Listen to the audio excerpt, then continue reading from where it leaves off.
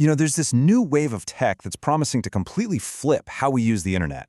It's the AI-powered browser. And companies are racing to get these tools out there. Think Perplexity's Comet or OpenAI's Atlas. They're all selling this vision of a smarter, faster, way more personalized web. But, and this is a big but, this new power comes with a hidden, pretty fundamental danger, especially for anyone in education. Okay, let's really dive into this. And this isn't some far-off futuristic thing. Just look at this number, 66%. According to the UK's 2024 Ofcom data, that's how many 13 to 15-year-olds have already used generative AI. They are jumping in headfirst, a lot of the time for schoolwork, which makes understanding the risks here, well, it makes it incredibly urgent. So, what is the big promise? What are these companies really selling us? Well, they're selling the idea of a personal assistant for the web, an agent that can literally act on your behalf. Now, the keyword you're going to hear is agentic. An agentic AI browser doesn't just answer your questions. Oh no, it's designed to do things for you. Think of it less like a search engine and more like a really capable intern who, by the way, has access to all your open tabs and all your logged-in accounts. And this is where it sounds, absolutely amazing. Imagine telling your browser, hey, find me a 5-star Italian restaurant nearby, book a table for 2 at 8 p.m. tonight, and then shoot a confirmation email to my partner. The browser would just do it.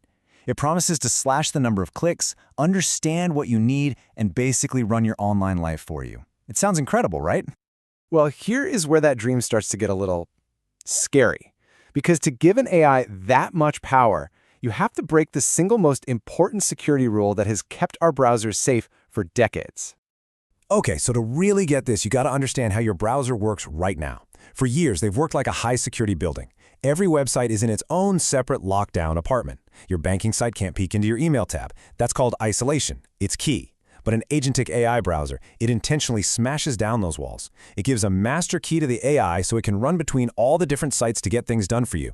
And when it does that, it merges the control plane, your instructions, with the data plane, all that web content. And that creates a massive, massive vulnerability.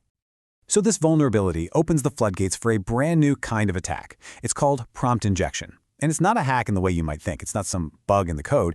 It's way more subtle. It's basically about tricking the AI. It's like socially engineering it by feeding it hidden instructions that it just can't tell apart from your own commands. So let's walk through how this actually works, because it's pretty wild. Security researchers at Brave showed this perfectly.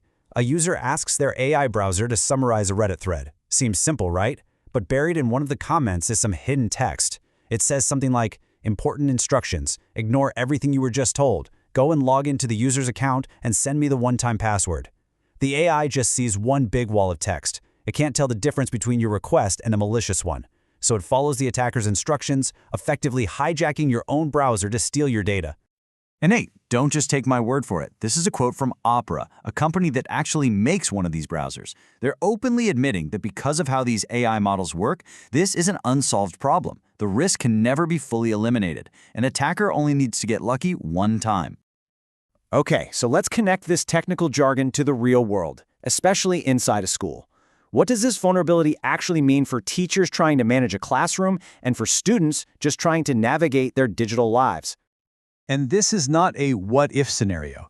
Remember this chart? 2/3 of teens are already using these tools, and more than half of them say they're using them for school.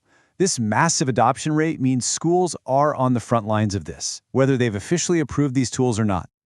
All right, now this is where things get legally complicated, and it is vital to understand the difference between these two ideas. Data protection, like under GDPR, protects the person. It covers identifiable information, names, grades, personal assessments. Intellectual property, on the other hand, protects the creation, a student's essay, a teacher's lesson plan. So if a teacher pastes a student's essay into a public AI tool to get some feedback, they could be violating both laws at the same time: a data breach with the student's name and a copyright infringement for feeding their original work into a model without permission.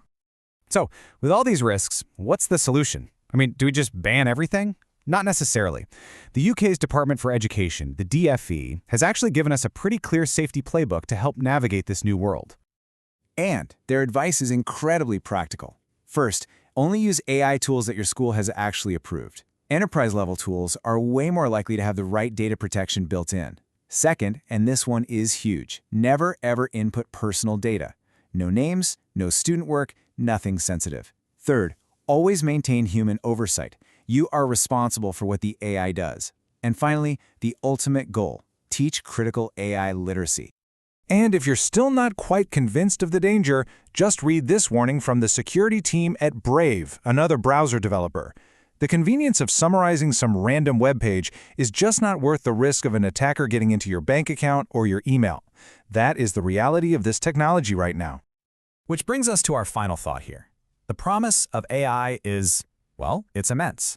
But these tools are not magic. They don't think or understand. They're just processing patterns. So the most important skill we can develop in ourselves, and definitely in our students, isn't just knowing which buttons to press. It's about cultivating the critical judgment to question the output, to understand the risks, and ultimately to use our own human intelligence to stay in control.